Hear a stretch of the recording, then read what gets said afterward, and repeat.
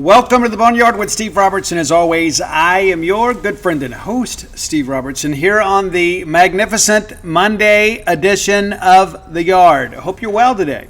Hope you had a good weekend. Busy weekend here, working through final edits for the dude, and got a lot of the books already off the typesetting. So I don't know, 24, 48 hours away from everything being completely out of our hands and in the hands of the typesetters, and then they'll get that settled and it'll go off to print. So, again, late August, early September. I'm leaning more towards early September, but we'll get a release date soon, and we'll share that with you. If you haven't pre-ordered, you can do so at dutynoblebook.com. Made it easy for you, as best we could. dutynoblebook.com. I mean, how much easier can I make it, right? Be sure and check it out. Mississippi State also, I guess the Southeastern Conference officially announces that Mississippi State's 3 representatives for SEC Media Days in Dallas, Texas. Going to be quarterback Blake Shapen, offensive lineman Albert Reese, and linebacker John Lewis. And the thing that I wondered about, is John Lewis, who from the defense do you send? There's not a lot of guys back. John Lewis, a guy that has really kind of come into his own, and we expect him to be a big part of things this year. So we had the interview with Blake Shapen right after he committed. That was his first public statement about the commitment to Mississippi State. And then Justin Frommer went down to Thibodaux, Louisiana, to Nicholls State, and interviewed Blake as part of the Manning Passing Academy media opportunity down there. And so Blake will step to the podium for the first time for a organized press conference. We did not have an opportunity to speak to him as the Mississippi State Media Corps during spring practice. And so you'll get your chance to kind of hear him speak. I think you're going to be impressed with that. Coach Jeff Lebby has had a lot of very positive things to say about him. We feel confident about what he brings to the table. But you'll get a chance to hear him speak. And for many of you, it's your first time. Yeah, the first time that you've heard him speak about being at Mississippi State, about this offense. And listen, I'm not going to sit here and tell you he's as good as this guy, but he's got a little Johnny football in him. Some of that swashbuckling, extend the play, use your mobility to kind of create some passing lanes that maybe didn't exist with the pre-snap read. And so he is a guy that can create, and that's one of the criticisms that we've had in recent years, right, is that we didn't necessarily have a mobile quarterback that could also throw. Will Rogers rewrote the Bulldog record books, but not the most mobile of athletes, right? Mike Wright, extremely mobile, not a very good passer. And so Blake is kind of a combination of both. I don't know that he could beat Mike in a foot race, but I do know that he is a guy that can get outside and make people pay. It's not a foregone conclusion that if he gets flushed that he is just going to tuck it and go. He can, but he is a guy, too, that has the arm strength out there, even on the run, to keep defenses honest. So that'll be interesting. So you'll get first chance to hear him speak. Albert Reese is a guy, too, that, he was a late addition, really late addition. Ole Miss thought they had him. Mason Miller beat them head-to-head. Got him to flip, and I guess it was Temple maybe he was committed to. But nevertheless, Albert Reese, a big, massive Canadian that has been with us a while, but it really had a good spring. He spoke to us during the spring. Cody Kennedy has spoke glowingly of him, so we expect him to do some good things. So, hey, good contingent, right? And it's interesting, too, Shapen needs to go. He's the quarterback, right? But, there's some other guys that are transfers that we expect to be a big part of this program. They were not picked to go outside of Shapen, and then it makes sense. I mean, it does to me, right? But I think middle of the year, there's going to be some names that you guys are awfully happy about and glad they're on your team that arrive via the NCAA transfer portal. We're going to talk some more transfer portal stuff today as we get into some baseball commitments, talk about what's left, what's next. Before we get into that, too, the Jalen Morgan kid from Rockville, Tennessee, went to Georgia as expected. Now, I remember, and I've got a long memory, I do, as people that I have beef with can attest. I remember when I first put out a bone shortly after he visited and said, hey, he's going to make Georgia tell him no before he gets serious about that. And somebody hit me up on Twitter and said, oh, you're wrong. And here we are. Georgia didn't tell him no, and he's headed to Georgia. But they, good job by the staff. There's no points for second, but in the end, it boiled down to Georgia and Mississippi State. I know Ole Miss and Florida were mentioned as finalists, but it was ultimately Georgia or Mississippi State. And so that concludes an interesting 10 days or so where we had Cortez Thomas, Kyle Johnson, and Jalen Morgan all ready to announce their decisions. And, of course, Cortez goes to the other guys for now. We'll see how that goes. Kyle Johnson has pushed his date back for about another week or so. And then, of course, Jalen Morgan. And so we hoped to get one of those three, and we're 0 for 2 so far. Perhaps Kyle Johnson will join the fold here sooner rather than later. And we'll see how that goes. But a lot of good stuff, man. A lot of good stuff going on. And as Dave Murray, who just texted me, says that of the 11 quarterbacks going to SEC Media Days, 6 of them are transfers. How about that? So we'll do something, we'll work up a story on that. It's the new brave world in which we exist. Let's thank our friends at Bulldog Burger Company, longtime sponsors of the show. I will dine with Bulldog Burger Company one day this week. Not sure what day it's going to be. Maybe tomorrow. Probably tomorrow. Maybe tomorrow. We'll see. Got to start wrapping my mind around that. When do I want to go? What do I want to eat? There's so many great things to choose from. It is a bit of a quandary at times. It really is. It's like we've narrowed it down. I know that I'm going to go to Bulldog Burger Company because I know that I will be satisfied with the nourishment, the quality of service, the price, the portion, because you always get more than you pay for at Bulldog Burger Company. Not too many places in the world you can say that, but it's true of them. Portions incredibly substantial. For many of you, it's dinner and lunch. Yeah, it's right. It's very, very, very substantial. It's a great value for your dining dollar. 3 great locations to serve you: University Drive in Stark Vegas, Gloucester Street there in Tupelo, Lake Harbor Drive in the Ridge and Flowood area. Be sure and check them out next time you're in those towns. Get the spring rolls as your appetizer. Make America a more beautiful place. It's true. It's true. Get that chocolate shake to go. You can ride that ride home with a smile. Whether you're getting a great restaurant quality hamburger, perhaps something different, maybe that BLT salad. I prefer it grilled. You may like it fried. I'm not judging. But whatever salad that I get is always drenched in ranch dressing, which is South Mississippi 316. All right, let's get right to it. Let's talk a little baseball stuff here. Mississippi State doing really well in the portal. I don't know how anybody could argue against that now. There were some that argued in the early stages that we were getting crushed in the portal. And I think that's probably a good thing to maybe use the mute function for on your social media apparatus to mute those voices. They have failed you yet again. And there's a lot of that, too. There's a lot of people. I'm just going to say it for what it is, man. A lot of people out there that are so anti-Chris Simonis, they can't even enjoy when some good happens. That's a you problem, not an us problem. There's a difference, right? There is a difference. I am a Mississippi State guy. I want Mississippi State to win, period. I would never root against Mississippi State just so I could come back and say, I told you so. Never. Never in a million years. And I'll be honest with you. I thought the Ben Howland era was over before it was. I think many of us kind of saw the writing on the wall. But to the very end, and I haven't had people in the administration that called me Ben Howland's final year and say, hey, I think you've been really fair to Ben. You've been critical in the past. You've been really fair to Ben. I wanted Ben Howland to make it because I knew that Ben Howland, once he got in the tournament, could be a dangerous coach. And if Ben Howland is successful, that means Mississippi State is successful, which in turn helps my business, helps listeners to the show. Certainly helps subscriptions over genespage.com. You can still get in there for your first month for $1 for about another week. And if you want to do the annual subscription, we'll give it to you half off. That's a cool deal, right? But there are a lot of people that are so incredibly invested in their own narrative of how they think things should go. And so they're intent on being miserable and making those around them feel miserable. So let me share this with you if I can.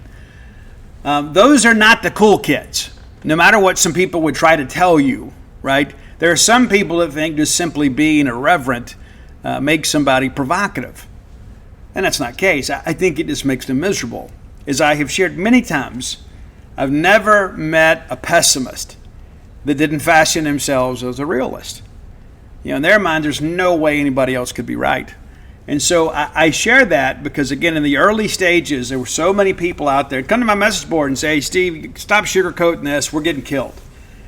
Well, and everybody was using 64 analytics, and those guys are doing the best they can. It's a very new science, right? Evaluating and having analytics for transfer portal prospects is relatively new. The process itself is new. Those guys will do better, and they're doing the best they can now. But as you begin to compile data, years worth of data, you can kind of begin to tweak, right? And so it's all we have right now. And so in the beginning, some people are like, hey, Georgia and Kentucky have like 10 kids out of the portal the first 3 or 4 days. Oh, we're getting killed. Well, now you go look, Mississippi State, by that same service, is ranked number 8.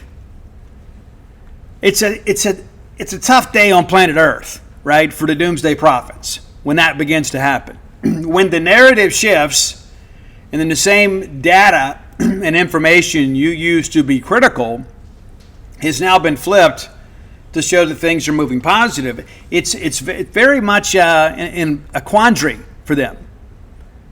Again, you use this information to be critical, and now that information has turned an about face, and you look up and you say, okay. They're not going to ever admit they were wrong, ever. That's okay. That's okay. We'll just keep winning. And I really like what we have done so far. Now, let's take a quick look here, if we may, kind of what we have procured here in recent days. That's the important aspect of that. What has happened? What's happened since we have been together, right? That's always good. And let's see here. All right. Sometimes I lose my time. You know what I mean? I lose. I know what I want to say, and I forget what I'm looking for. Does that make sense?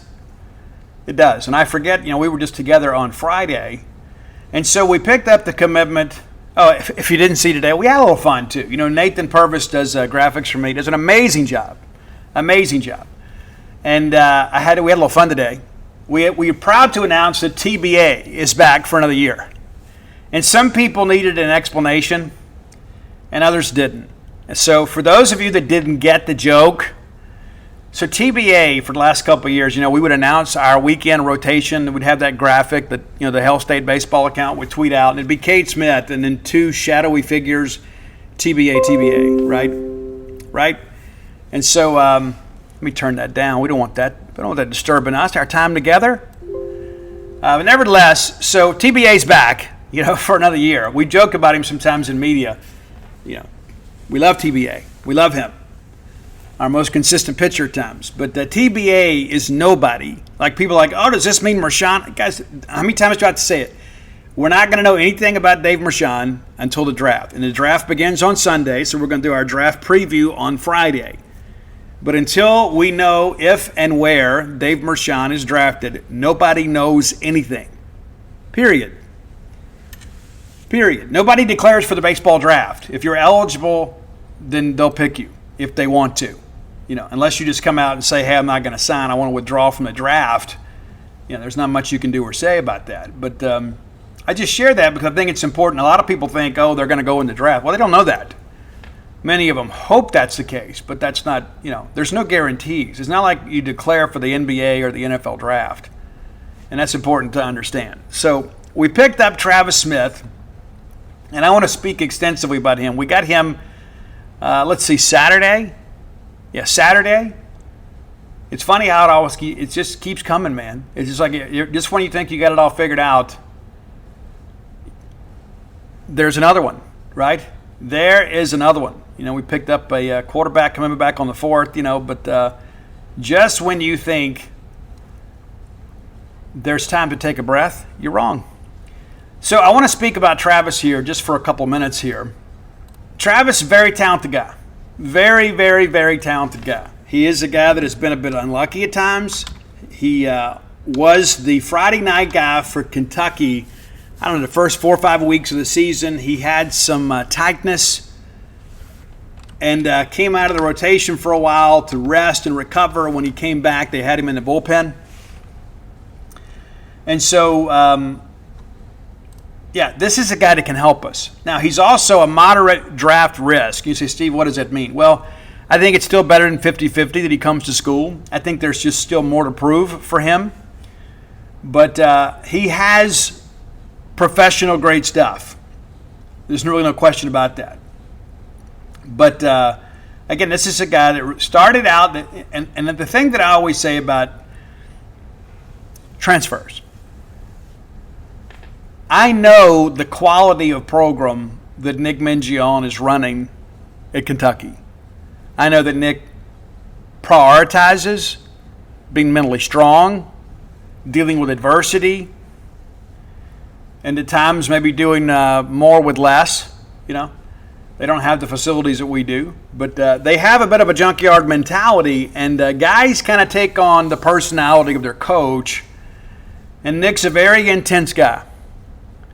Not in a jerky way, but he's a very intense guy. Nick wants to win. And so when we can take a player from a program like Kentucky, I'm like, I'll take that. I'll take that. I know the caliber of coaching and culture that they're coming from. And you look, last year, they make it all the way to the Super Regionals and lose to the eventual NAFL champions in Baton Rouge. This year they make it to Omaha for the first time. They win a share of the SEC championship for only the second time in school history. So these are the glory days of Kentucky baseball. I think that's fair to say. John Cohen, of course, won a regular season championship down there. Went from worst to first. And I think it's fair to say, and I'm sure John would agree with me, Nick has exceeded that. I think Kentucky is in a much better situation now, perhaps, than they ever have been when it comes to college baseball. And Nick should be credited with that. And I can assure you John would agree. It's not an ego thing. I mean, the proof's in the pudding. Nick Mangione's taken them to Omaha for the first time in school history. And if Nick Mangione tabbed Travis Smith as his Friday night starter in preseason camp, that speaks volumes to me. It truly does. And again, hey, if he doesn't get banged up, perhaps he's a bigger concern in the draft. Now, he's pitched for 2 years. He had Tommy John surgery and redshirted in 2022 to kind of recover from that. But he's 7-7 in 2 years. Combined ERA of 5.44. So the numbers are not going to pop. But a lot of that, too, again, 1 year removed from Tommy John, and he still made 13 starts for them. And then this year he only starts 6 games, and then again they bring him back and they kind of settle the rotation, so they moved him to the bullpen. But you start looking through the stuff for this year. So he opens up, gets a dub over USC Upstate, and gets a start there. It's cold weather. You're not going to work deep in ball games. The next week he takes a loss against Washington State in a 6-4 ball game. They beat Lipscomb, and then they lose to Kennesaw State. Then you get in there and you beat Georgia. And then from there, it was a much different deal for him. So he starts 5 consecutive weekends, and he wasn't 100%. And then has to sit a little while. Misses the start the weekend of the 22nd. Comes back, pitches in relief against Ole Miss. Works a couple of innings, scoreless relief, and they win 5-3. He comes back, works 2 innings of scoreless relief against Alabama. They win 6-2.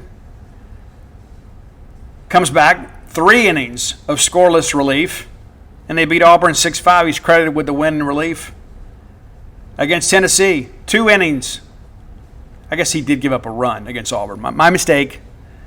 Against Tennessee, he goes 2 innings, allows 1 hit against Tennessee, and they beat the Volunteers. Comes back in relief 2 days later and goes 1 inning. They get to him here, right? You throw him twice in a weekend, and Tennessee got to him, put up 5 runs on him. That's the only start. That's the only relief appearance since he returned. You looked at it and say, hey, tough sledding, kid. He bounces back 2 weeks later, pitches against Arkansas. throws a scoreless inning, an 11-3 win over Arkansas. Didn't pitch again for 3 weeks, and then pitches, gives up a couple runs to LSU in a game they lost 11-0, and then pitches against Florida, another scoreless inning of relief. So again, you run through these relief appearances, and there were 1, 2, 3, 4, 5, 6, 7, 8 of those, and they were scoreless in 5 of the 8. And so I'm not going to sit here and sell you and tell you this is a guy that's going to come in here and be Nate Dome or be Cal Steven. He has that ability, but clearly some things, health-wise, have got to be corrected. But everybody around him will tell you this guy's got big league stuff. Part of the issue, I think, is he's trying to throw 6 pitches to be unpredictable. I expect Justin Parker to kind of streamline that a little bit. Get in here, get with Chip, our great strength and conditioning coach, get him healthy. Let's roll, right? So I think he is a bit of an X factor for State. But this is a guy, too, if he finds it, and we certainly expect him to show some improvement with Justin Parker, just as Nate Dome, just as Cal Steven, just as Tyson Harden, just as Tyler David. You want to keep going, right? We said at the beginning of this process, I want whoever Justin Parker wants. If Justin Parker wants Travis Smith, I want him too. But I can tell you the stuff is real. It's just a matter of finding some consistency. Today's episode brought to you by Zippix Nicotine Toothpicks. Zippix brings you a totally satisfying, convenient, and great tasting way to curb your nicotine cravings. Now you can get your nicotine fix anytime, anywhere without having to rely on smoking or vaping. How cool is that? Zippix toothpicks give you an easier, better, and more discreet way to get your fix. They're available in 6 great, long-lasting flavors and have options in both 2 milligram and 3 milligrams of nicotine. Zippix are perfect for flights, sporting events, restaurants, and literally everywhere else that smoking and vaping are banned. They're also one of the most cost-effective nicotine products on the market. Zippix also offers caffeine and B12 infused toothpicks. If you're not a nicotine user, or if you're trying to get away from the nicotine habit, wouldn't that be a good thing? Zippix have already helped tens of thousands of customers get their nicotine fix without needing to inhale smoke or vape bowls. Make your lungs happy and try Zippix nicotine infused toothpicks. Ditch the cigarettes, ditch the vape. Get some nicotine-infused toothpicks at zippixtoothpicks.com today. Get 10% off your first order by using my code BONEYARD at checkout. Your lungs will be glad you did. You must be 21 or older to order. Warning, nicotine is an addictive chemical. Zip more, smoke less with Zippix nicotine toothpicks. Hey, Bulldog fans, we love dogs. And not just Bulldogs, we love our own dogs. But why are so many dogs suffering with health issues these days? Actress Katherine Heigl, who's helped save over 16,000 dogs through her own foundation, says she's seeing more issues with joints and odors and health than ever before. And after doing some research, there's one place we can all look to support our dog's health. It's their food. She decided to create something that she could actually feel good about and about feeding her dogs. It's called Superfood Complete. Superfood Complete is made with over 30 of the healthiest ingredients in the world, including several superfoods vital to your dog's health. Badlands Ranch also supports the Jason Debus Heigl Foundation, which has helped rescue thousands of dogs and place them in loving homes. How cool is that? I have fed my dogs this. They absolutely love it. And I kind of use it as a food supplement with their regular food. They prefer this to their regular food. True story. Go to badlandsranch.com/boneyard, and you can order right now and get up to 50% off your regular priced order with a 90-day money-back guarantee. How about that? If you want your dog to experience all these incredible things, go to badlandsranch.com/boneyard. Speaking of consistency, yeah, you guys are excited about this one. There are a lot of people that think this may be the best portal get, and it may be our best portal pitcher in some people's eyes. But I think, again, you look at what Pruitt's done, and you look at the star power of Ace Reese. That's pretty significant. But excited, to say the least, about Chase Hungate. We had a chance to see him in the regional, right? It's so interesting too. It's so interesting. Like I'm sitting here like I'm looking up his statistics, and I see all these people that are referencing the report, but never truly reference the report. It's interesting to me. It just is. It's just interesting to me. How did you know? How did you know that he committed? It just feels like there's a hole somewhere in the story. I don't know, but I digress. But Chase Hungate, we talked about him on this show when we previewed the regional. So he transferred from VCU. He was a teammate of Tyler Davis and Connor Isaac, and so he had some inside information. He had 2 really good years at UVA. He's not really the draft risk I think that some other people are. I think Travis could be. Travis also has 2 years of leverage. But this whole situation with Hungate, I think, is interesting, just because of the fact that the age is always an issue, right? And if he gets drafted late, he may sign. I just don't know that he's that dude. Maybe I'm wrong, but I don't think, in the feedback that I've gotten, I don't think that he is the draft risk. So Chase Hungate, great young man too. Had a chance to speak to him, as you guys know. Chase Hungate didn't start any games this year, but pitched pretty much starter innings and was third on the team in innings pitched. Guys, he made 30 appearances this year. 30. Let that sink in for a second. 7-2, 3.74 ERA. And if Brian O'Connor wants this guy, considered one of the best pitching programs in the country, in Virginia, and there was a struggle this year for him. It really was. But Chase Hungate was kind of like the fireman, right? It was kind of like calling the cops at Arkansas. It truly was. And a couple saves for him. So he was involved in 9 victories, at least in the decision per se. But 37 punch-outs, 13 walks, just over 3-1 right there. And a guy that just does a good job, because of the arm angle, of getting ground balls. And you want soft contact, right? I mean, you want soft contact when you have an opportunity to get it. And but yeah, this is a nice piece for us. It's a guy that could work as a closer, as a long reliever. I hate to say it this way, but it's almost like an embarrassment of riches when you consider what all we have coming back and what we have coming in. Justin Parker will have another full year to work with those guys. People forget. I mean, Parker missed the first month of the portal recruiting season last year. And the one thing that you hear from talking to these pitchers, I want to go pitch for Justin Parker. I love Duke Noble Field. I love a chance to play in the SEC. But I see what they've done in 1 year. Completely turned the pitching staff around. And you begin to think about this too, that probably the biggest selling point that we have is that our entire starting rotation is probably going to be drafted in the first 4 rounds of the Major League Baseball draft next week. What else do you need to know? Like, what other selling point do you need?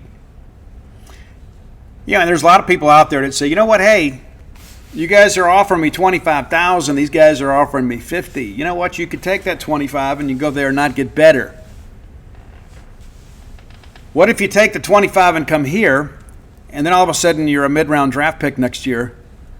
Chance to start your pro career and get a head start at life, or you can go somewhere else and be a sucker for the quick reward, according to the American laureate James Hetfield. And so you got to look at the big picture. And I think that's the thing. When you look at young men that have big picture thinking, it's like, yes, I want to do what Cal Steven did. Cal Steven was an above-average pitcher on a bad team at Purdue. And now he's an All-American. Now he's an All-SEC guy. Now he's a guy that's fixing to sign a big check. Or more to the point, deposit a big check and sign a contract. Nate Dome. Love Nate. one of my favorite Bulldogs from the last several years. Nate, and again, I shudder to think how good we'd have been if Nate would have been healthy this year. Not his fault, not in any way, nothing at all. I mean, injuries happen in baseball, right?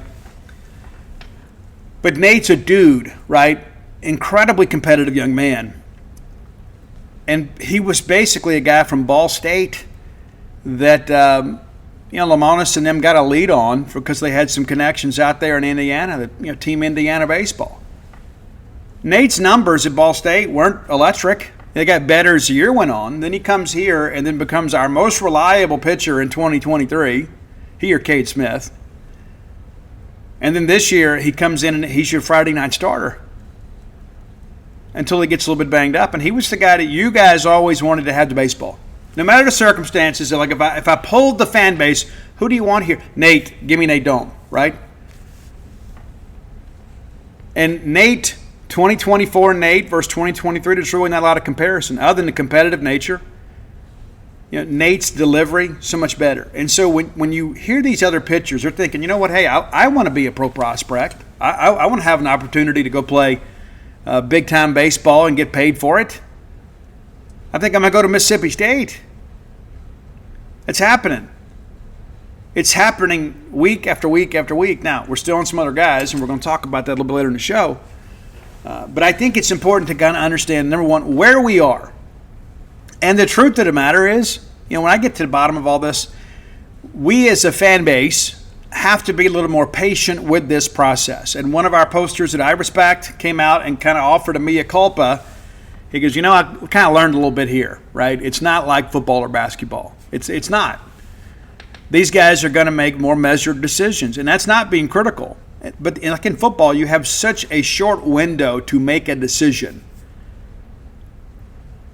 You get through with your season, and by the time it's open, you have a chance to go take your visits. You do it very quickly. If you don't commit on the visit, chances are you don't commit. Again, Jacoby Jackson, one of the lone exceptions.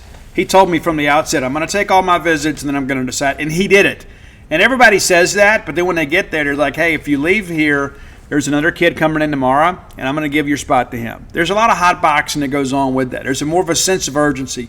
Completely different dynamic in baseball, right? Because the portal opens as soon as the regular season ends. They announce the tournament sites and all that kind of stuff. You got all the way to August before you have to report. So you've got weeks to work with and really months to work with. Football, completely different dynamic, right? Because I got the Christmas holidays in the middle of all this stuff too, and then I gotta find a place to live. I got to enroll in a new school.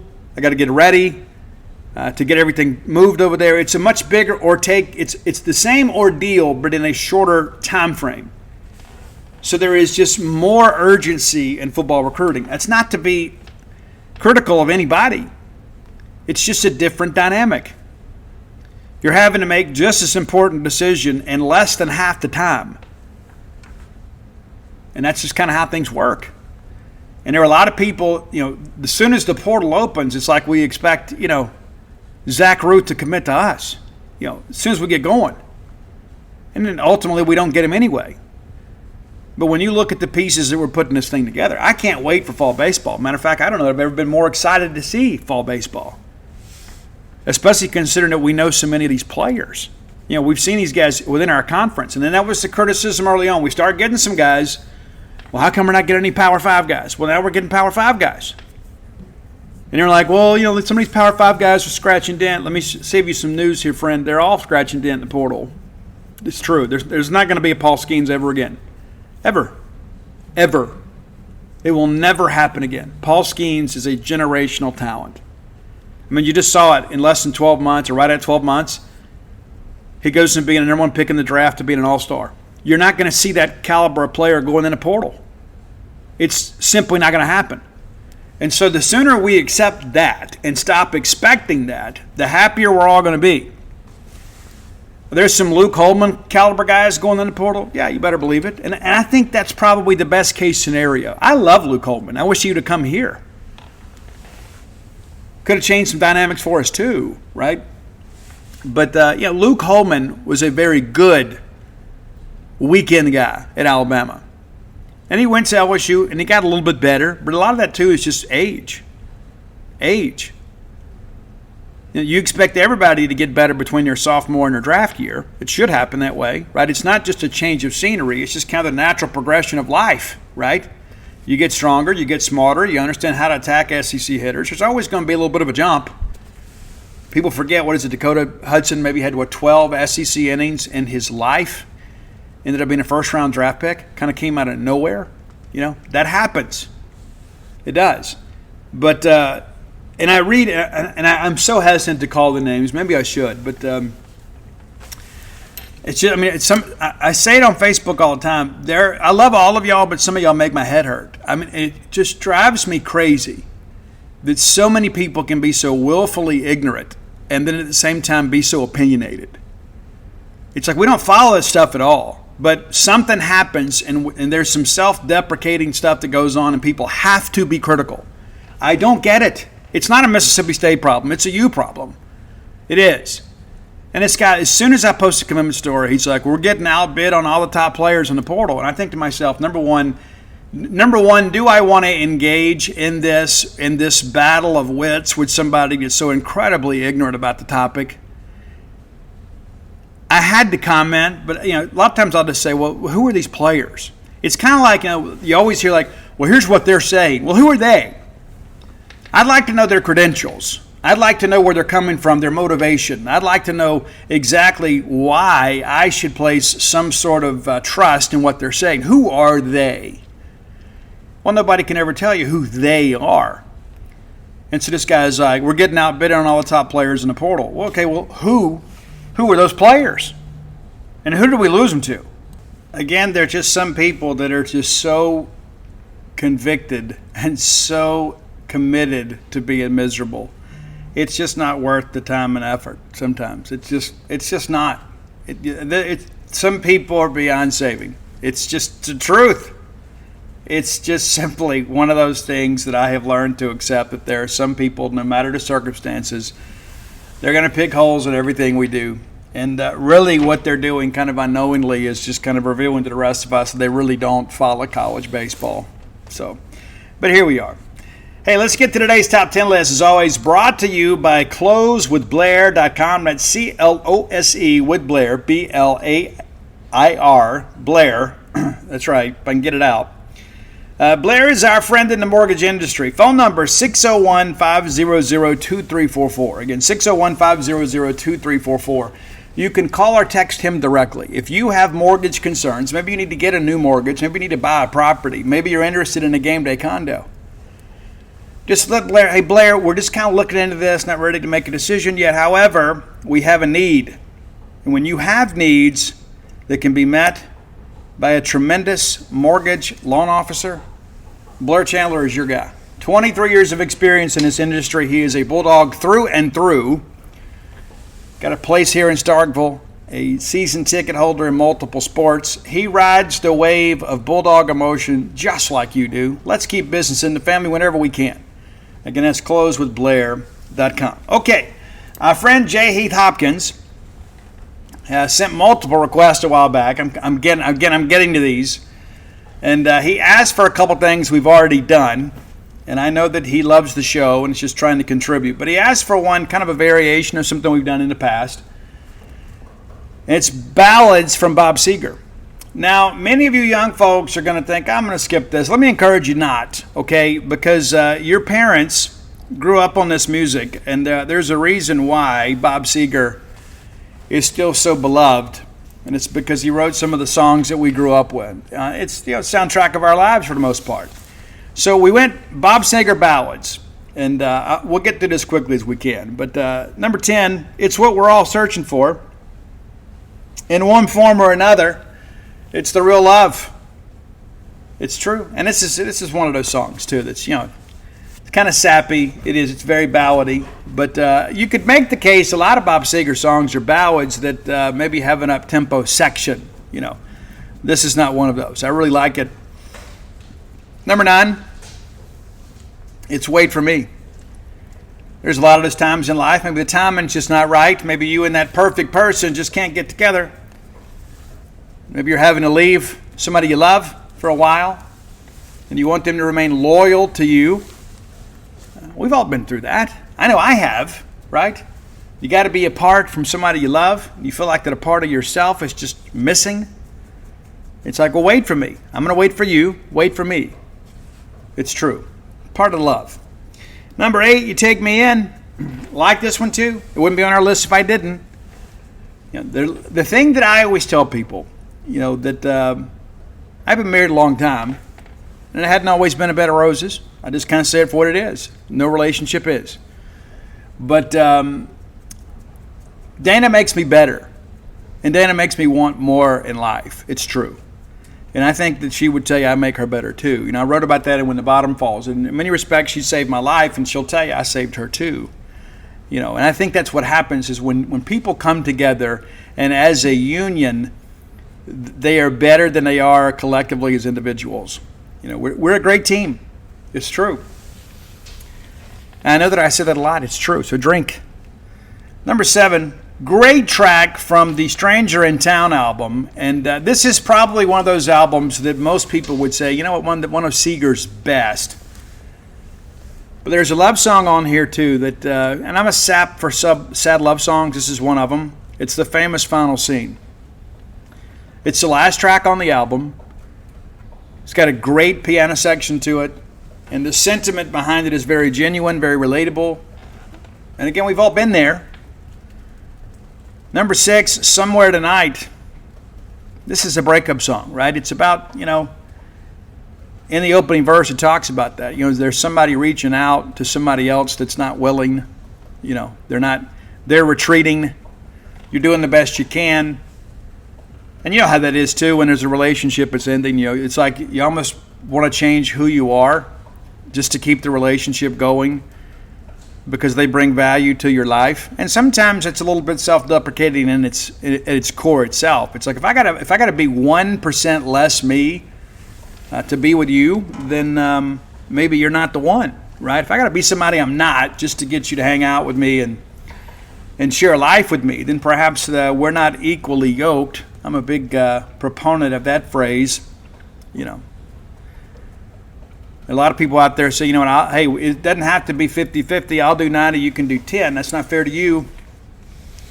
Everybody's got to put their 100 in. I don't want somebody that's just partially committed to me, and you don't either. We deserve better than that. There's somebody else out there that'll love you for who you are. It's true. And they'll even buy you some Bulldog merch. All right, number 5. Love's the last to know. Kind of in that same vein. And how many times have you been in that relationship when you know it's not right, and then they tell you, oh, you're overthinking it, and then like all of a sudden they start getting shady, and they become a little bit more distant from you, and like you even question them on it. It's like, hey, feel like you're kind of pulling away from me here. Oh, you're crazy. It's all in your head. And it may not be that you're crazy. Maybe you're just awfully perceptive. We all know what it's like to really be in love, and we know when it's work. And other times it's situations where things beyond your control, factors beyond your control, are just kind of, causing problems. It's true. Number 4, a name you know, a song you know, it's Against the Wind. And I would have moved this a little bit closer to the top if it was really a relationship song. And there's some parts in that are, very relatable. Against the Wind is one of those songs that is kind of timeless for me. Some of us were born fighting, right? There's all this talk about privilege these days, and it's interesting. Many of the people that are speaking about privileged are among the most privileged. That's amazing to me, right? It's absolutely amazing to me. But that's how it feels for me. I feel like that I've been running against the wind my whole life. And the thing that, again, I've shared this with you guys before. Something my dad told me the day that I graduated high school. He said, son, success will make you more enemies than anything else. And I found that to be absolutely correct. It's true. Everybody out there, if your friends don't want to see you winning, I've seen that meme, you have too. If your friends don't want to see you winning, they're not your friends. I think there's enough room for all of us to be successful. I don't think that's the case with most people, though. if I got to pull somebody else down to make me feel better, then what have I really accomplished? Another great Freddie Robertson truism that he shared with me: if you're the only person that thinks you're the greatest, you haven't accomplished anything. Some truth there too. You go out there and you be the best you can be, no matter what you do.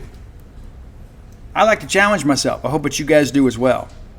Nobody's going to be happy just living a pedestrian life. And I wrote about this in When the Bottom Falls too. It's like I had a guy named Brad Wordley who was my life coach for a while. Company paid for it. It was great. Kind of help you work through some stress and anxiety stuff, and kind of help you align your priorities a lot too. And he shared with me, he said, Steve, you're leading an accidental life, and I found that very offensive. How dare he judge me in my life? But he was absolutely correct, and that's why I got offended. It's because what he said was true. I wasn't prepared to hear the truth. But I was leading an accidental life. I got old in my 30s, and I was just a guy paying for everything else, for everybody else to have dreams, and I stopped having dreams for myself. And it changed me as a person.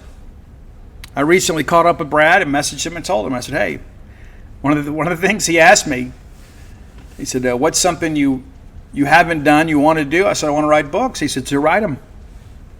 And so I found him after I wrote When the Bottom Falls and said, hey, my 6th book is coming out and you're named in it. I just want to let you know. You made a difference in my life. And how many times in life do we get the opportunity to present somebody else with flowers when they have made a difference in your life, a true difference, something that is constitutionally changed within you? How many times do we take the time to say thank you, right? And I didn't realize it at the time. It was when I was writing that book, I was like, this is kind of ironic here. I'm writing about this period of my life, and I've never kind of reached back out to Brad, and I did. And that's not to praise me, it's to encourage you to do the same. There are other people out there doing some things for you, and they may have often wondered, wonder whatever happened to that person. Wonder if they made it. Wonder what they're doing with their lives now. I think it's pretty cool. I hear from some of my former high school players that played for me, that reached out, now they're fathers now. They're husbands now. They're members of the working world. I've got some that have served in the United States military. Reached out and say, hey, Coach, remember that time we played so-and-so at that pregame speech and you said this? And I always say, yeah, I don't always remember those things. Because it's true that it meant something to them. It's like, hey, Coach, you told me this one day. And I remembered that. That is so incredibly important to me. Now, I'm going to live my life without having to heard that. But it's like to find out you did something that profoundly impacted somebody else's life in a very positive way. It's great to hear that. So if somebody's done that for you, let me encourage you to reach out, whether it be a high school coach or a teacher or anything like that. Just reach out. Now, don't put yourself in harm's way. Don't go dialing up your exes, But, there are people out there that have done some cool stuff for you. You need to let them know. Number 3, it's Shame on the Moon. Love this song, man. I think most people could probably play this on guitar if they just gave themselves a little time and effort. But it's a great, great track. A lot of authenticity in this one, too.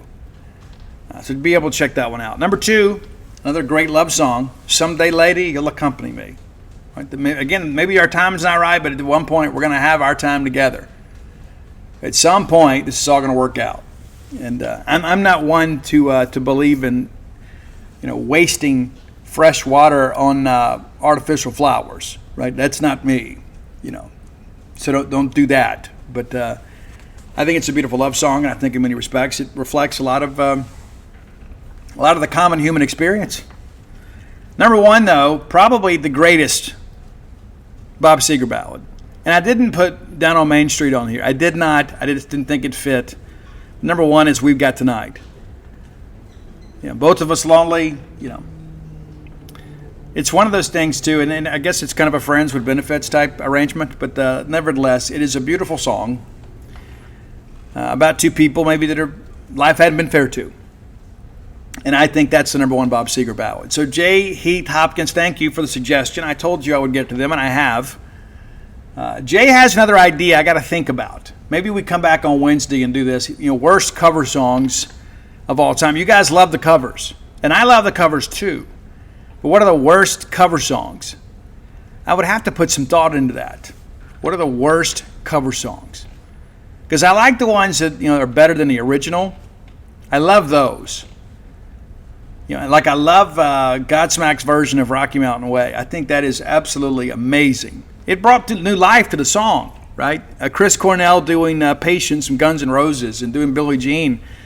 His version of Billie Jean completely changes the complexity of the song in many respects, and I think adds more of a blues concept to it. So I love the great covers, but Jay Heath wants us to do worst covers.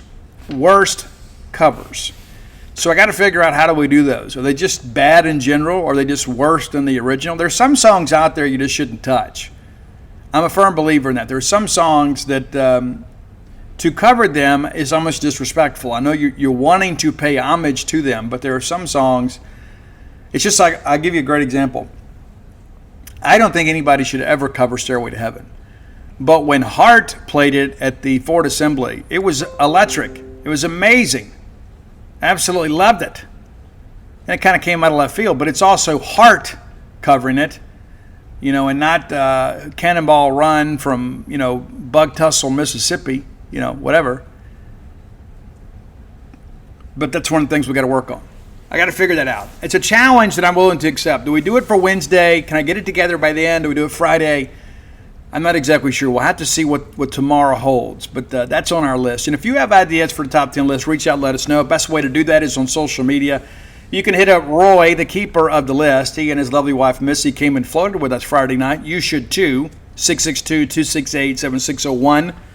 Or follow us on Instagram, TikTok, Facebook, True Rest of Starkville. Now's a great time to get in too. A lot of availability this time with the faculty and the students both gone, but a lot of our locals and regulars coming in. But now's a good time for you if you want to try it. We've had some Boneyard listeners as of late, but hit up Roy at Dogmatic67. That's DAWGMATIC 67 on Twitter, and follow him on Spotify as well. And our great list will just be there for you, right? I'm on all forms of social media at Scout Steve R. If you're not following me on Twitter, what are you doing with your life?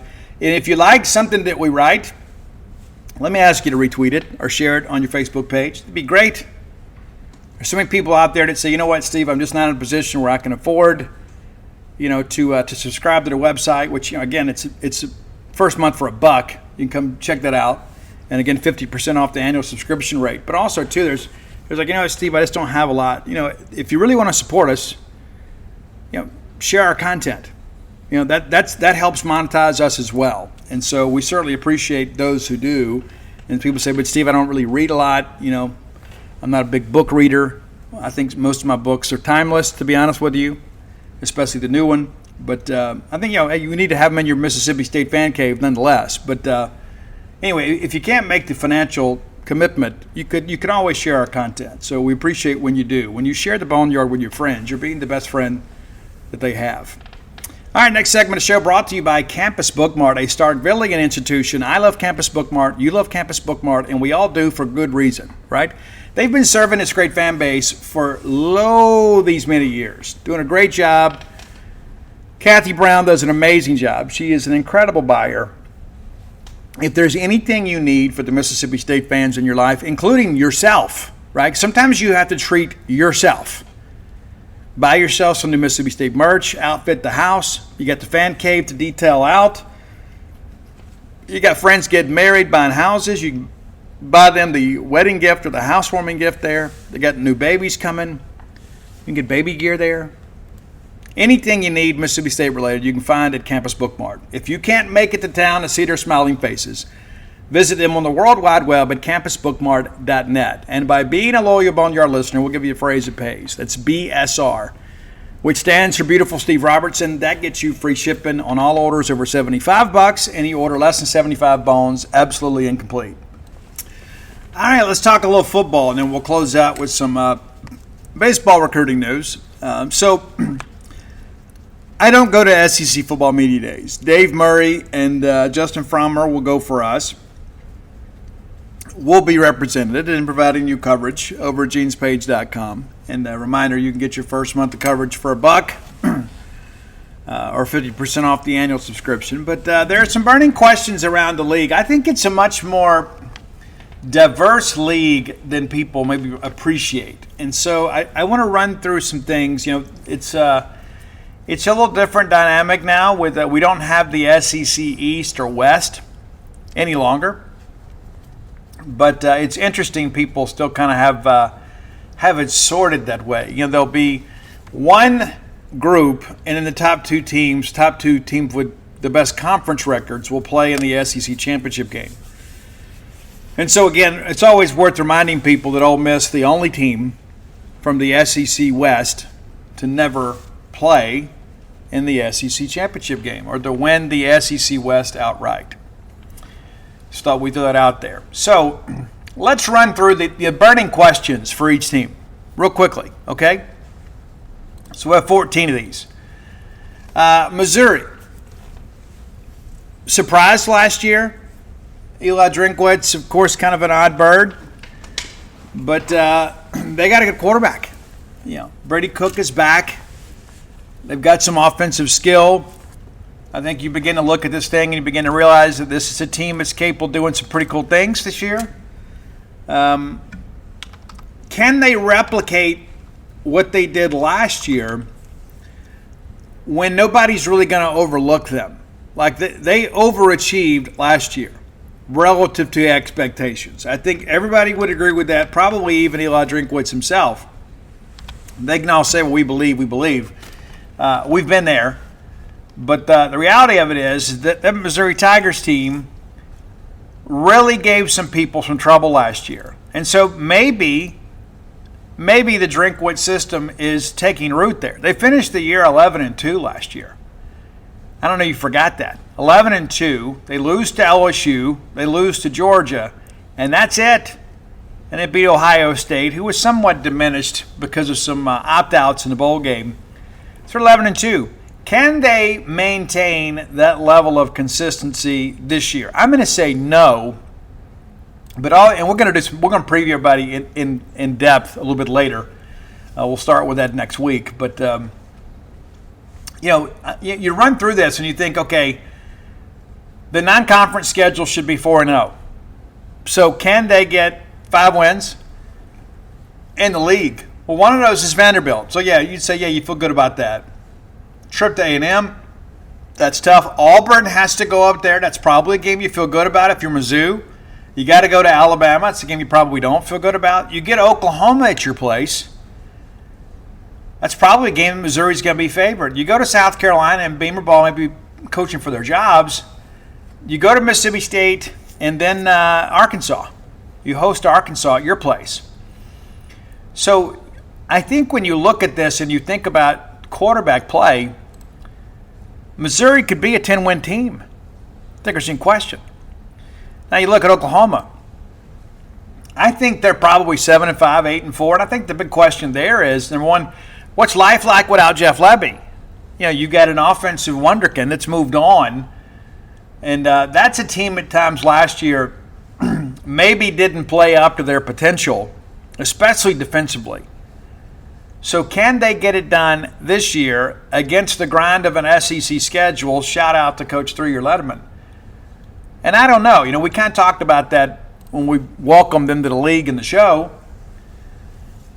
Is that going to be good enough? I think it's going to be a difficult year. I don't think it's a losing year by any stretch. I think it's going to be a tough year. And I think you begin to ask yourself, do we have the right guy leading this program? Don't know. The non-conference schedule, you ought to be able to breeze through that. You should be able to.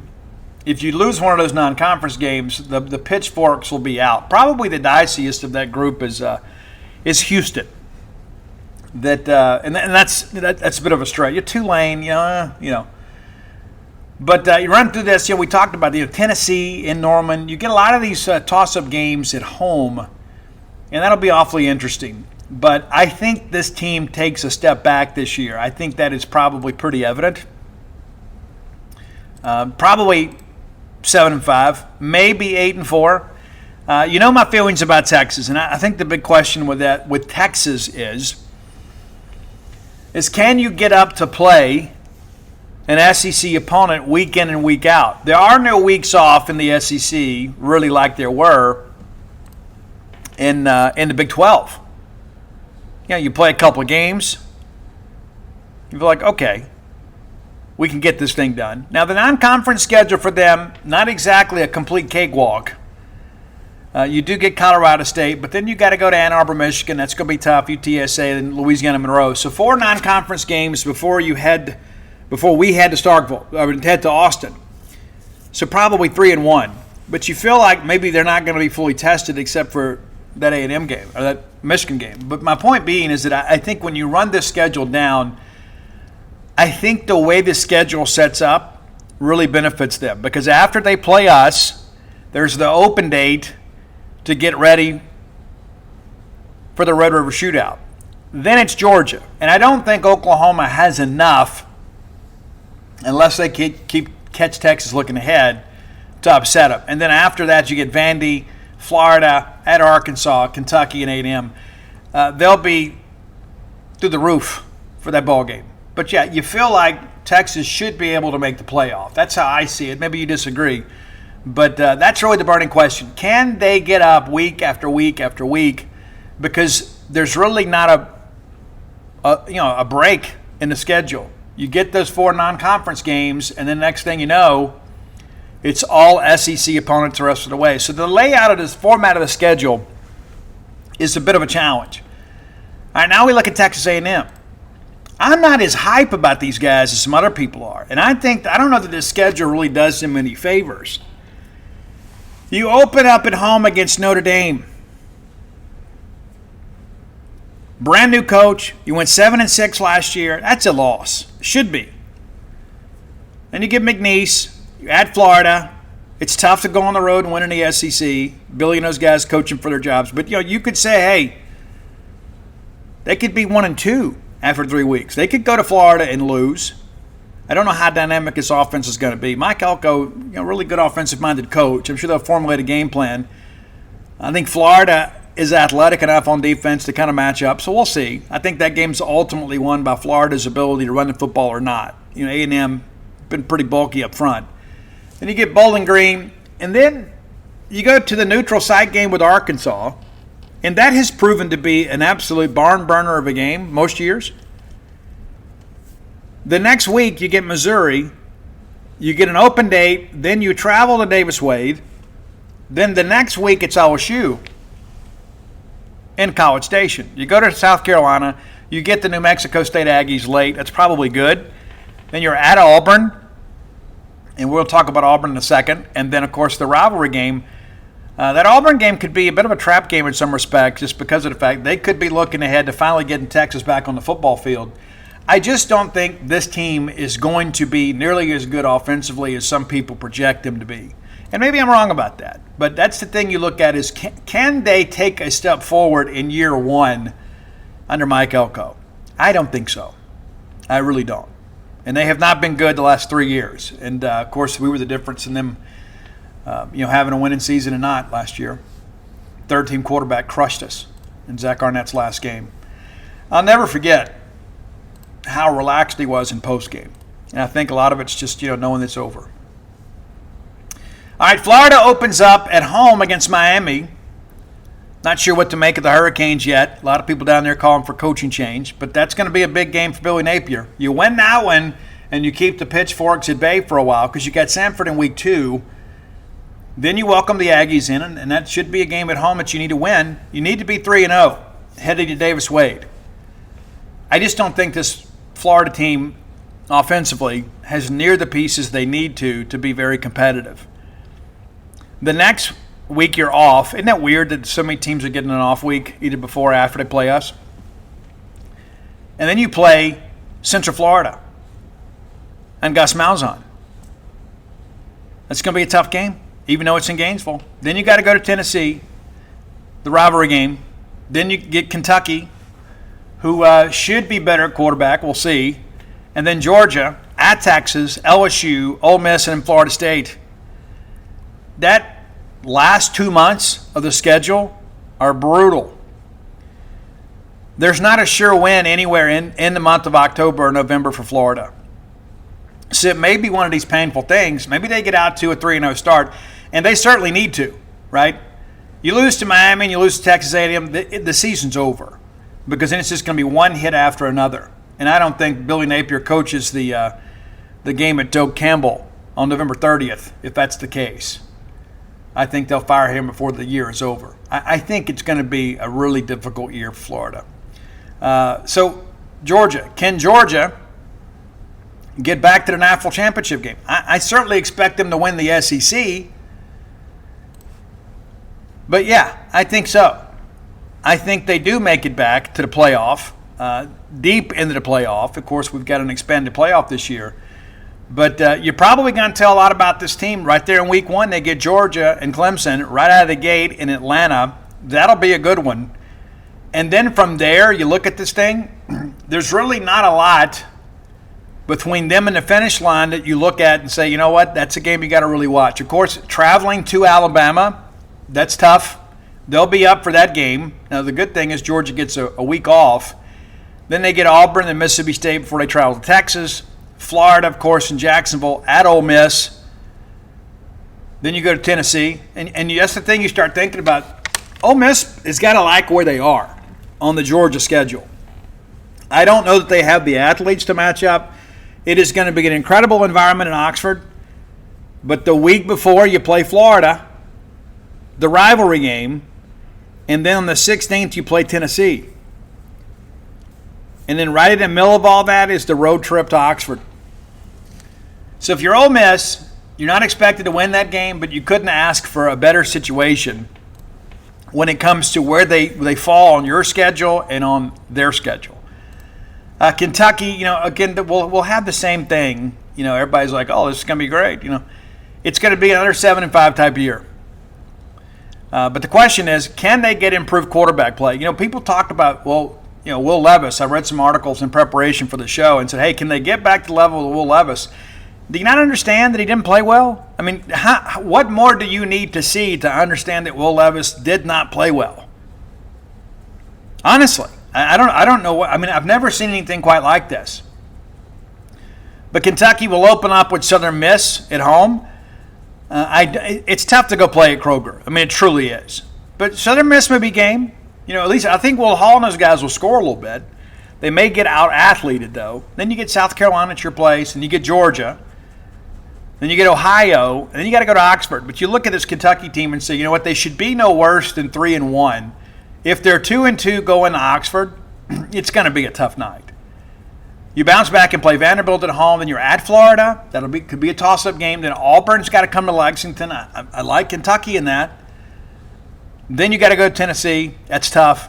Murray State at Texas. So the way this schedule shakes out, and of course you end up with Louisville, it's going to be another middle-of-the-road deal. And then next year there'll be people hyping him up again for some reason. I don't know if there's some people in the Kentucky Sports Information Department that just goes out and advocates for these guys, but every year people are always expecting, hey, this is the year.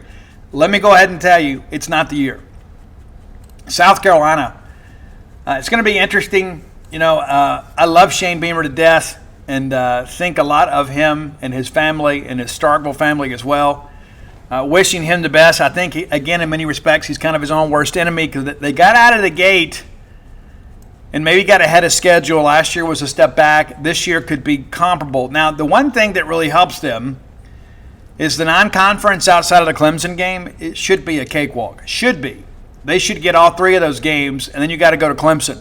So let's say 3-1. You got to find 3 to get bowl eligible. And is that going to be enough to keep him? Just getting bowl eligible? I don't know. But it's going to be tough. At Kentucky, your first SEC game, that's in week 2. Then you get LSU going to Williams-Bryson. How good are the Tigers going to be? Garrett Nussmeier's okay. He's a name you know, but he's not. I don't think he's an elite quarterback. He could be. Could surprise us. You get the Zips of Akron, you'll beat Joe, and then you got Ole Miss coming to your place. And listen, Williams-Bryce is a phenomenal atmosphere. I just don't think they're going to be able to match up with Ole Miss on the back end. Then you go to Alabama. Then you go to Oklahoma. Then Texas A&M comes in. You go to Vanderbilt. Then Missouri comes in. Then it's Wofford. And so, again, I ask you, are there 3 sure wins in the SEC? Well, you want to count Vanderbilt as one, even though you got to go to Nashville. Outside of that, can you count anything? I say no. So does Shane Beamer get fired at year's end? I think probably so. I think that's probably the case. I don't know that there's anybody in the SEC with a hotter seat than him other than Billy Napier. Tennessee. Nobody upset about Josh Hype up there. Hype will get it done, as they say. And he always seems to. They always seem to have a really good offense. And when Hooker left, people are like, well, there that goes. But, yeah, they still found a way to get it done. Went 9-4 last year. And you look at the non-conference schedule. I like the fact that they're playing NC State and Charlotte in week 2. They get Chattanooga week 1. They'll go to NC State. That neutral site game should be a game they should win. Then it's the Kent State Golden Flashes. So 3-0, and then back-to-back trips here. You go to Oklahoma, but then you get a bye week before you go to Arkansas. Those are games you should win, but that's an interesting time for the bye week, in between 2 road trips. Then it's Florida at home, Alabama at home, Kentucky at home, Mississippi State at home. So 4 consecutive SEC home games during that stretch. Then you go to Georgia, the UTEP Miners come in, and it's at Vanderbilt. And so really the quality of their season will likely be determined by a home game against Alabama, which, knowing what we know today, we might even favor Tennessee. Maybe. And you got to go to Georgia. So I think the potential to be a 10-win team is great for them. But can they take a step forward? There's really not a lot of change in their schedule, to be honest with you. There's really not. I think they got a very favorable schedule. Let's look real quickly here at Vanderbilt. Will Vanderbilt make a coaching change at the end of the year? Well, I think, number one, they're going to have to start caring about football up there. But Clark is one of their own, and he had a really good start. And you feel like, hey, with Mike Wright, they won a couple games. They beat Florida. Won some games they probably shouldn't have. And now you look at it now, 2-10 last year. They didn't do themselves any favors with the non-conference schedule either. I'm just going to kind of lay it out there for you. They may be one of those teams that has a losing record non-conference. They get Virginia Tech in Nashville in game 1. Now, Virginia Tech, not a great team, but they're good enough to go into Nashville and win. Then you get Alcorn State. That's a dub. You got to go to Georgia State. I think that's tough. I really do. When you think of Vanderbilt's talent level, you got to go on the road, and you're going to be the team with the SEC bullseye on your back. We'll see how that game looks in September, but that's a tough one. Then you got to go to Missouri. And so you're probably 2-2, best case scenario, leaving the month of September with losses to Tech and to Missouri. If you lose to Georgia State and you're 1-3, you may not win a game the rest of the year. You may not. Because you got to go, you get Alabama at home, you go to Kentucky, Ball State comes in there, they're a solid MAC team. You never know what to expect. Game you hope to win. Then you got Texas at Auburn, South Carolina, at LSU, and then Tennessee. I'm telling you, they're staring 2-10 right in the face. So yes, I think they make a coaching change. Could be 3 in the old SEC East when it's all said and done. Could be. Could be. All right, let's look at Alabama. I don't know what anybody says, and that's the thing. How much of a step back do they take? Well, they're loaded, right? But you got a different captain of the ship. It's a much different deal. It's like I've thought about this earlier. I remember when the players at Mississippi State, the offensive linemen particularly, when John Havasu left for Florida, people are like, oh, it feels like we got let out of hell and now we're in heaven. And then did you remember how poorly the offensive line played much of that year without John Havasu barking at them? Now, this is a grander scale here. You got Nick Saban, the greatest coach in the history of college football, is gone. A guy that coached every single snap, no matter the margin. And listen, DeBoer did a great job at Washington. He did. But will these players relax a little bit without Nick Saban and his staff kind of barking at them, talking about trusting the process? I think you probably see Alabama lose a game or two that you're not expecting this year. They open up Western Kentucky, it's a dub. South Florida, it's a dub. They got to go to Wisconsin. That's a bit of a curveball right there. You're going to Camp Randall there in week 3. Now, the good thing is they get an open date, but I wouldn't count that Wisconsin game as a dub. That place is going to be absolutely nuts. It's a long trip, too. 11 a.m. kick. Then you get Georgia at your place. Then you go to Vanderbilt, South Carolina at your place, at Tennessee. We've talked about that. Missouri comes in. Missouri may be thinking, hey, what kind of shape would Alabama be in if they lose to Tennessee? What if you've already got 2 losses, but before the end of October? Missouri could go in there and do some things. We'll see. Then you got to go to LSU, a place that's been very, very difficult to win for Alabama, even in good times. Then you get Mercer, you're at Oklahoma, and you get Auburn. I could absolutely see Alabama dropping 3 games. Absolutely. And that's the thing, too, with Jalen Milroe. I mean, he has shown that he is athletic enough to win you games, but his decision-making is lacking. And he is a guy that will throw the football away, especially in inopportune moments. I still don't know how Alabama won the Iron Bowl last year. Arkansas, again, in the question, do we have a coaching change? I'm going to say yes. And there were a lot of people that wanted Sam gone now. They wanted him out this year. And you look at the non-conference schedule, you want to be able to win all 4 of these. There's one of those I think they're going to lose for sure. They get Arkansas Pine Bluff in week 1. Then you got to go to Boone Pickens Stadium in Stillwater, Oklahoma, and play the Pokes. That's going to be a tough one. I don't know that Arkansas is going to be able to win on the road anywhere. But then having to go there early in the season, it's tough. Then you got UAB. You ought to be able to get a W there. Then you got to go to Auburn. Arkansas and Auburn have played some weird games, but it's tough to go to Jordan-Hare and win. It is. Even in moderate times on the Plains, I think it's a must-win for Arkansas, though. The next week, of course, the neutral site game against A&M. Then you get Tennessee. That's a loss. LSU, that's a loss. And those losses are coming at home. And I like where Mississippi State sits on the schedule. I think Mississippi State's a better team anyway. But Mississippi State gets them at home the week before they play Ole Miss. So you got probably, let's just think about this for a second.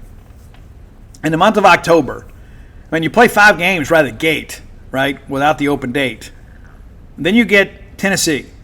That's a loss at home. Then you get LSU. That's a loss at home.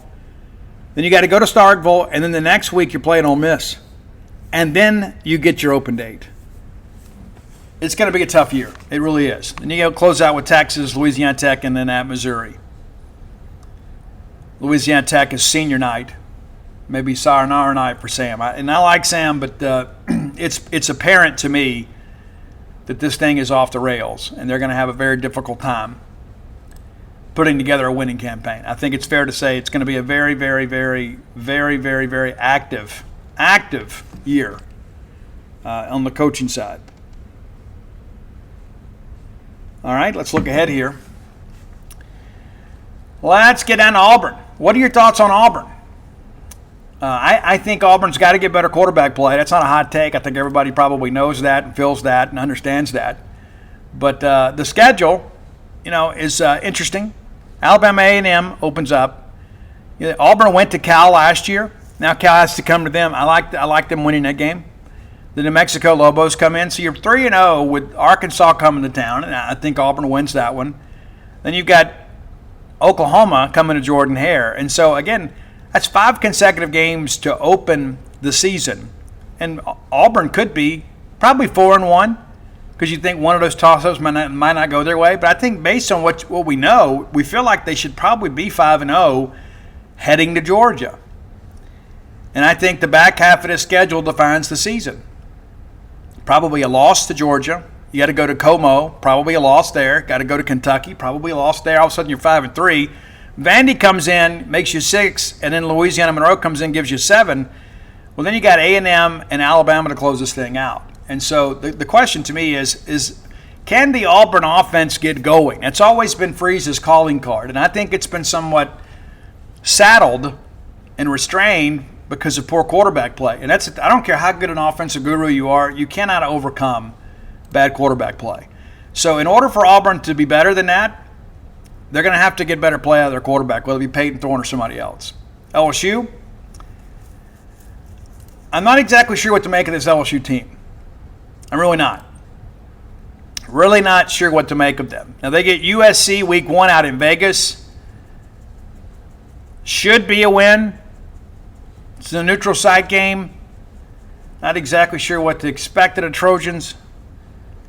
But if they lose that one, of course, it's just a non-conference game. It doesn't hurt them in the conference standings, but it would hurt them in the overall playoff standings if they're contending. The next week you get Nichols, and then you're at South Carolina, and then UCLA comes in. How about that? USC and UCLA the same year. But that game's in Baton Rouge. And so LSU could be 4-0 with 3 Power 5 wins under their belt before they even really get comfortable. Then South Alabama comes in. That's a dub. And so is anybody really going to challenge them outside of USC early? I think probably not. And then they host Ole Miss, which is tough to go win at Tiger Stadium. They go to Arkansas. That's a dub. At A&M, that'll be interesting.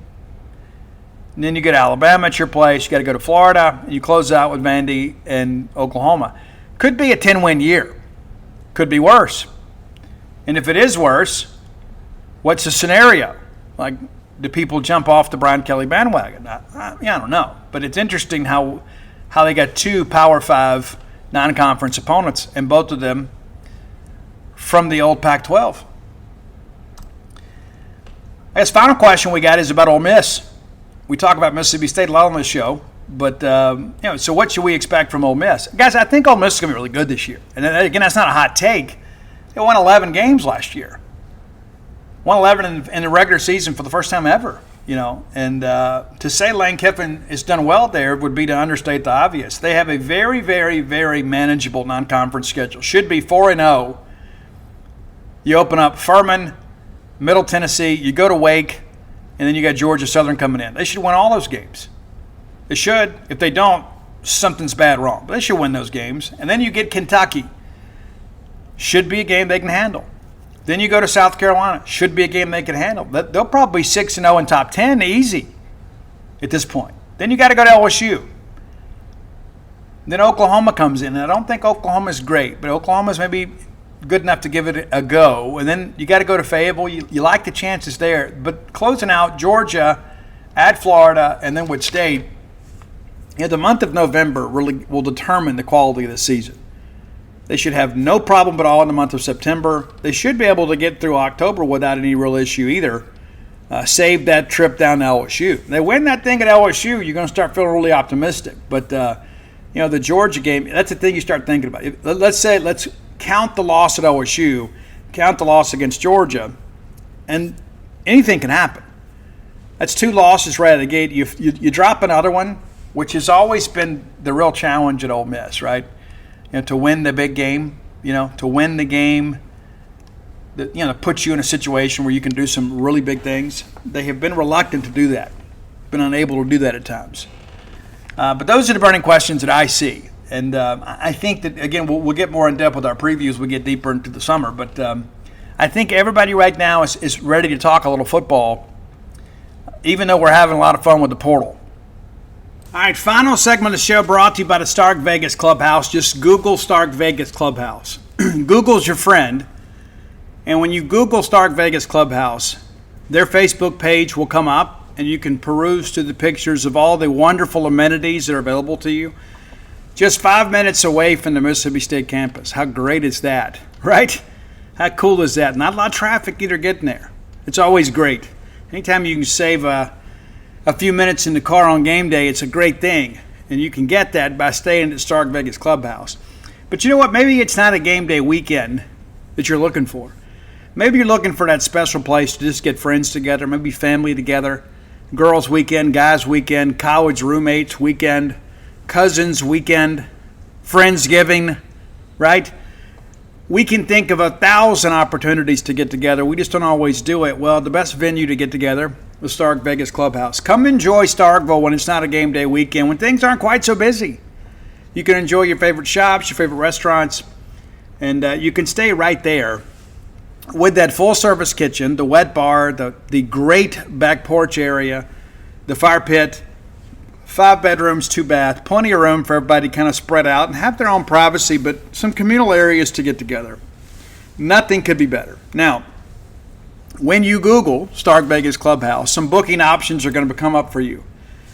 Airbnb, VRBO. You can go that route if you want to. But if you want to save some money, use the Evolve website and use promo code BSR10. BSR10. Get 10% off your stay. Just by listening to this show, we're saving you some money and providing you a great opportunity to get all of your friends and family together under one roof. Super cool. All right, everybody wants to know what's next, Steve. And I'll be honest with you, the Travis Smith news surprised me. The timing of it did. I thought State was in good shape. But, I thought it may be this week before we heard from him. The Hungate thing, kind of had a feeling that was coming. And kind of teased that over on the genespage.com message boards. And it's so funny, too, that nowadays it's amazing what qualifies as breaking news. But very happy to say that all 9 of our summer commitments, but 1 from the high school ranks and 8 from the transfer portal, we have provided you with an exclusive one-on-one interview with every one of them within seconds of them announcing their decision. And if you've noticed, too, they've been using Gene's Page graphics that Nathan's created for them. And so, we've been ahead of the game and trying to keep you guys informed. So I would encourage you to maybe hang out with us over at genespage.com. Again, first month, $1. Yeah, come join us and be glad you did. So what's next, Steve? We're down to 1 bat and 1 arm. Now, when we began this process, the talk was 7 to 8. Well, now you've already got, 7, 8 already? Now you're still looking for a bat, still looking for an arm.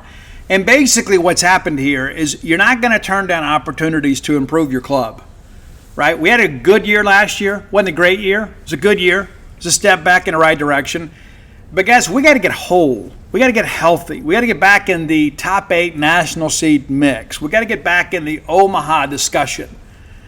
And again, this year you look at it and say, you know what? We nearly got there anyway. Had we not gotten the draw we did, the bottom line is this. We've got an opportunity to host. We lost some games we shouldn't. That's been well documented. But all things being equal, if we managed to win in Charlottesville, we were going to Omaha. And I said as much on this show and on the Dude Effect. If we win the regional at Virginia, we're going to be in Omaha. Because I felt like even if we had to go to Fayetteville, we got a chance to win. And they didn't even make out their regional. We would have hosted Kansas State at our place. And you guys would have willed us to Omaha. I have no doubt about it. But that's not what happened. But we've got to remove the possibility of dropping these midweek games. And I think that's one of the most important things with all these new arms coming in is somebody's going to have to pitch on Tuesday. Could be a young guy, could be a junior college guy. And if you could just find somebody, just say, you know what, Coach, I got this. We'll take care of Tuesday. We'll get out there and get you guys a lead. But it's not just the pitching aspect of it. I mean, how many times in those midweek games did the bats not come through for us? Multiple. Right? And so we got to find a way to get that done. And so you can't turn away difference-making players. Simple as that. And you start running them back right now, right? You begin to think about Travis Smith. You think about Jacob Pruitt. You think about the fact that you already got Chase Hungate. But you're still in the mix with some other pitchers. Everybody knows that we're chasing Kate Fisher.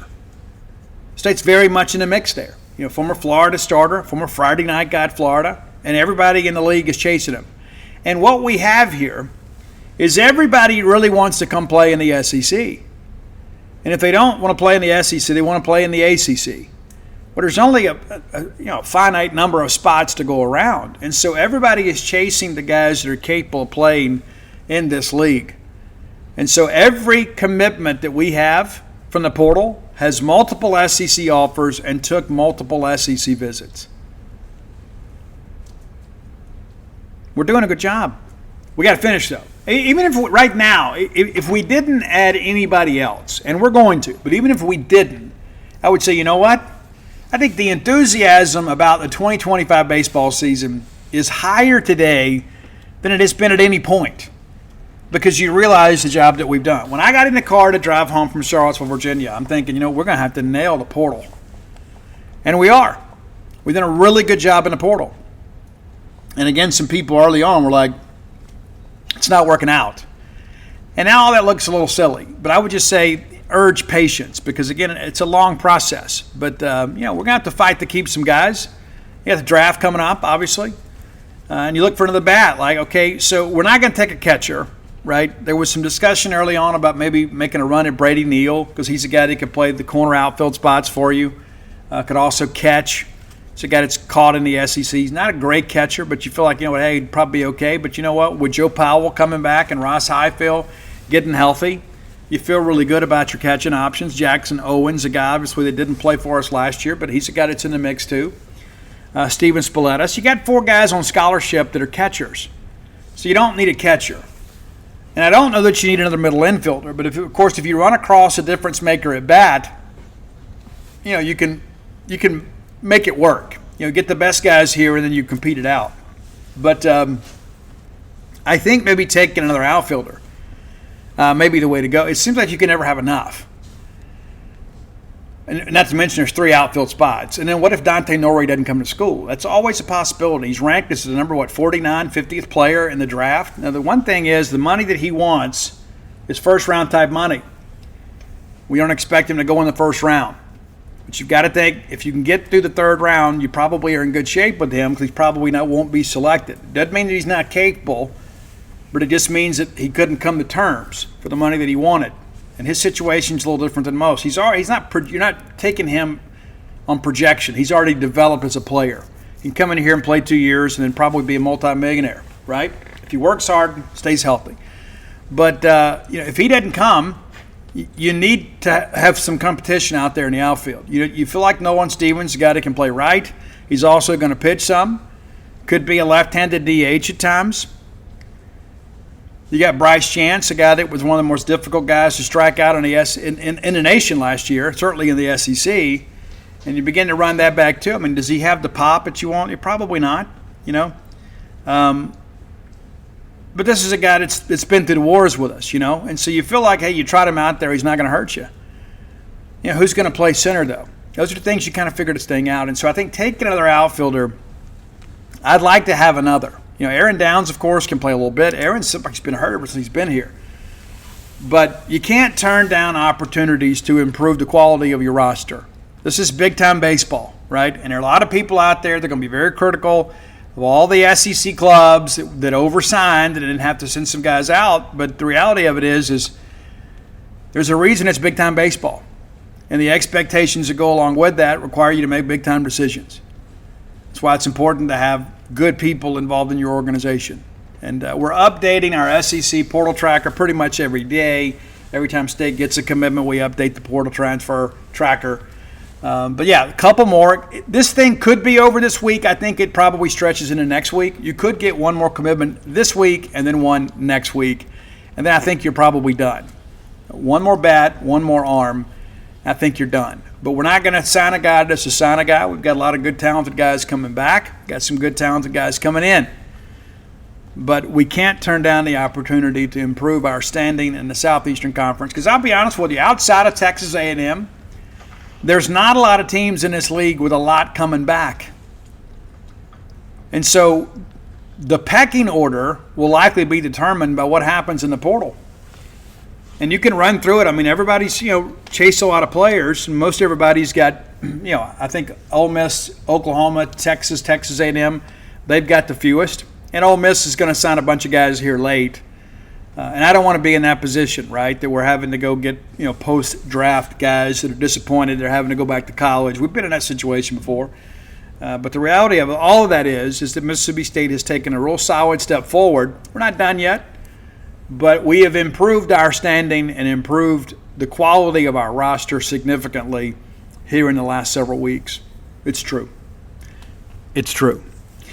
Let's get out of here, guys. And again, if you hadn't floated yet, please come do 662-268-7601. You can call that number, speak directly to my wife, and she can let you know everything you need to know about coming to float. It could change your life. Could be a wonderful thing. But until next time, let's all live our lives in a way we make more friends than enemies, and people can see a difference in the way we live.